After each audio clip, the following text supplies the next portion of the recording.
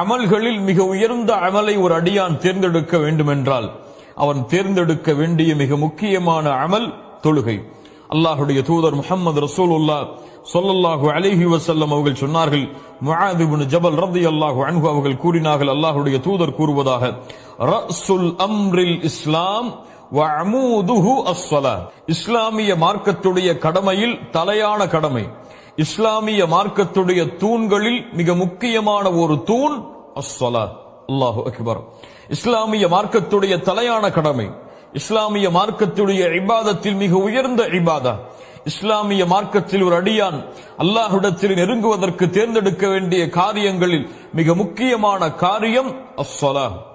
அஸ்ஸலாத் கண்ணியத்துக்குரியவர்களே, மூமின்களுடைய உள்ளத்தின் குளிர்ச்சி, மூமின்களுடைய கண்களின் குளிர்ச்சி, மூமின்களுடைய வாழ்க்கையின் குளிர்ச்சி.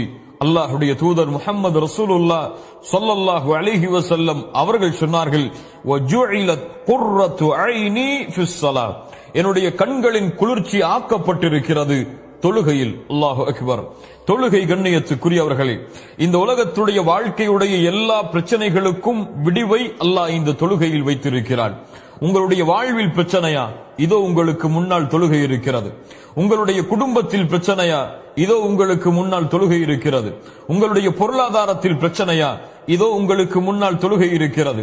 இதோ உங்களுடைய உள்ளத்தில் பிரச்சனையா, இந்த உலகத்துடைய நெருக்கடியால் உங்கள் உள்ளம் வாடுகிறதா, இதோ உங்களுக்கு வெளியேறுவதற்காக அல்லாஹ் ரப்புல் ஆலமீன் இந்த தொழுகையை வைத்திருக்கிறான். ஹய்ய அலஸ் ஸலா, இந்த தொழுகையின் பக்கம் விரைந்து வாருங்கள் முஃமின்களே. அஸ்ஸலா கண்ணியத்துக்குரியவர்களே, அல்லாஹ்வுடைய நினைவில் மிகப்பெரிய நினைவு. யார் இந்த தொழுகையை தங்களுடைய வாழ்வில் கொண்டிருக்கிறார்களோ அவர்கள்தான் அல்லாஹ்வுடைய நினைவை முழுமையாக தங்களுடைய உள்ளத்தில் கொண்டிருப்பவர்கள்.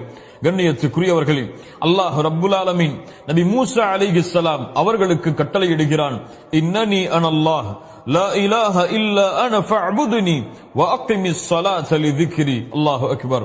நபி மூசா, என்னை தவிர வணங்க தகுதியான இறைவன் வேறு யாரும் இல்லை.